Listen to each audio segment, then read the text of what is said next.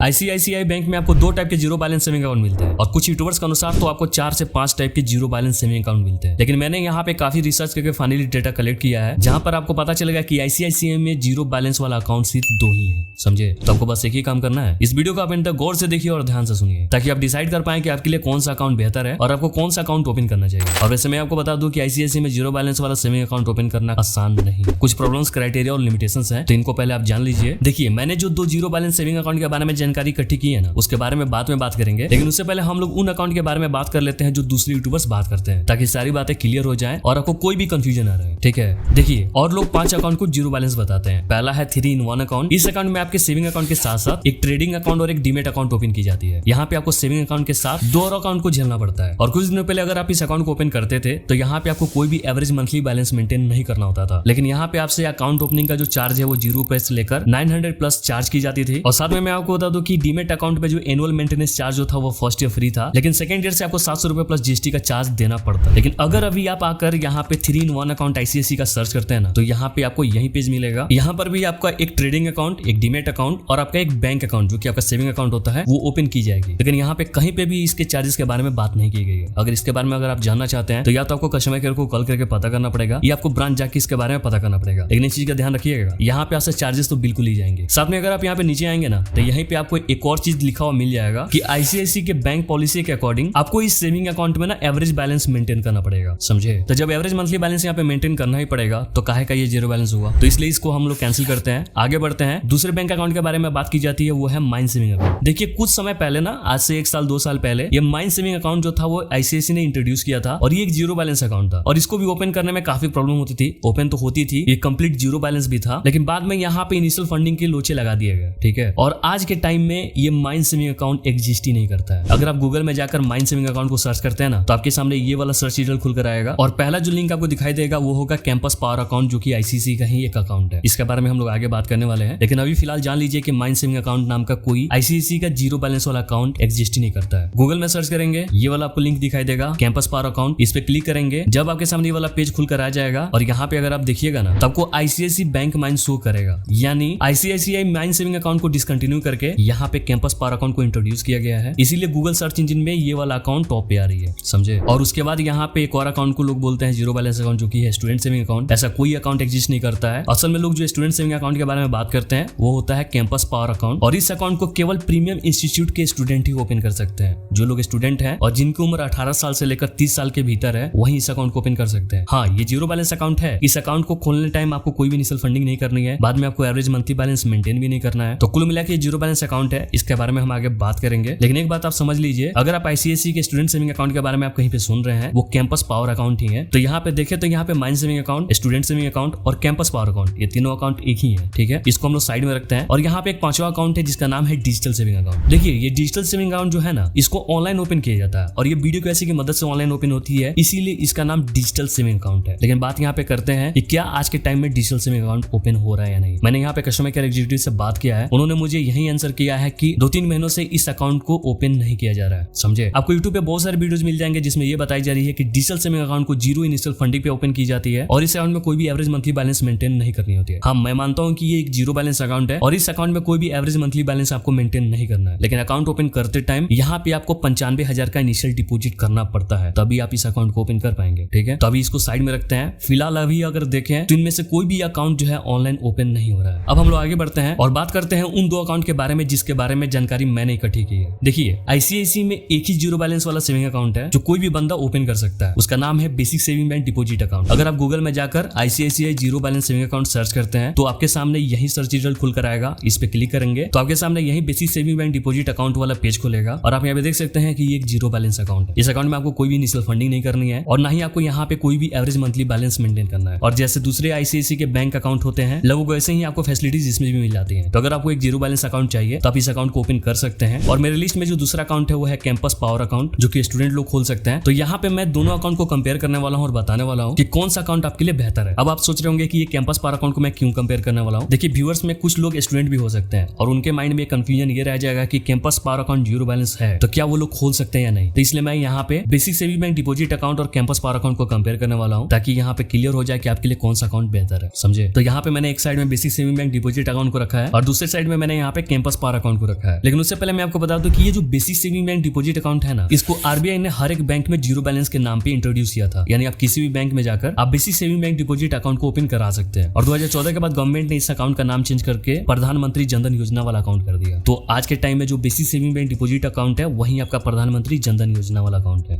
समझे। और ये अकाउंट आपको हर एक बैंक में देखने को मिल जाएगा। अब यहाँ पे हम लोग इसको कंपेयर कर लेते हैं कि दोनों अकाउंट में क्या फर्क है। देखिए, अगर स्पेशलाइजेशन की बात करें तो basic saving bank deposit account को कोई भी बंदा खोल सकता है। अगर आप एक इंडियन रेसिडेंट हैं, आप इंडिया में रहते हैं, तो आप इस basic saving bank deposit account को ओपन कर सकते हैं। लेकिन आपकी उम्र जो है वो 18 साल से ऊपर होनी चाहिए। वहीं अगर कैंपस पावर अकाउंट की बात करें तो इस अकाउंट को केवल प्रीमियम इंस्टीट्यूट के स्टूडेंट ही ओपन कर सकते हैं। अगर आप स्टूडेंट हैं और आपको पता नहीं है कि आपका इंस्टीट्यूट प्रीमियम में आता है या नहीं, तो आपको अपना आधार कार्ड, पैन कार्ड और साथ में आपको अपने कॉलेज का कोई भी डिटेल जैसे कि आपका आई कार्ड वगैरह हो गया, उसको लेकर आपको ब्रांच में जाना पड़ेगा। और ब्रांच में आपको बता दी जाएगी कि आपका जो कॉलेज है वो प्रीमियम इंस्टीट्यूट के लिस्ट में आता है या नहीं, मतलब आईसीएसई का जो लिस्ट है उस लिस्ट में आता है या नहीं, तभी आप इस अकाउंट को ओपन कर सकते हैं। और अगर एज क्राइटेरिया की बात करें तो अगर आपकी एज 18 या 18 साल से ज्यादा है और 30 साल या 30 साल से कम है तो आप इस अकाउंट को ओपन कर सकते हैं। अगर इनिशियल फंडिंग की बात करें तो basic saving bank deposit account, इसको शॉर्ट में BSBDA भी बोला जाता है, इसमें भी आपको कोई इनिशियल फंडिंग नहीं करना है और ना ही आपको कैंपस पावर अकाउंट में इनिशियल फंडिंग करना है। दोनों ही अकाउंट में आपको कोई भी एवरेज मंथली बैलेंस मेंटेन नहीं करना है। आप अकाउंट में पैसे रखें नहीं रखें उससे कोई भी फर्क नहीं पड़ने वाला है, कोई भी आपसे पेनल्टी चार्ज नहीं किया जाएगा। दोनों ही अकाउंट में आपको पासबुक की फैसिलिटी मिल जाती है और अगर आपको पासबुक चाहिए होगी तो आप ब्रांच में जाकर फ्री में पासबुक ले सकते हैं। अगर बात करें चेकबुक की तो BSBDA अकाउंट में चेकबुक ऐसे नहीं मिलता है। अगर आप अकाउंट ओपन करते हैं तो यहाँ पे आपको बाय डिफॉल्ट चेकबुक प्रोवाइड नहीं की जाती है। अगर फिर भी आपको चेकबुक चाहिए तो उसके लिए आपको ब्रांच में जाकर रिक्वेस्ट करना पड़ेगा, वहां पे आपको चेकबुक प्रोवाइड कर दी जाएगी। वहीं अगर कैंपस पावर अकाउंट की बात करें तो अकाउंट ओपन करते टाइम या अकाउंट ओपन होने के बाद आप मोबाइल बैंकिंग और इंटरनेट बैंकिंग से चेकबुक के लिए अप्लाई कर सकते हैं और आपको एक साल में 25 लीव का फ्री चेकबुक मिलेगा। अगर आपको 25 लीव से ज्यादा का चेकबुक चाहिए तो आपको ₹2 पर लीव का चार्ज देना पड़ेगा। BSBDA अकाउंट में आपको ₹1 का डेबिट कार्ड मिल जाता है। वहीं आपको कैंपस पावर अकाउंट में टाइटेनियम का डेबिट कार्ड मिल जाता है जिसकी ट्रांजेक्शन और विड्रॉल लिमिट काफी हाई है, समझे।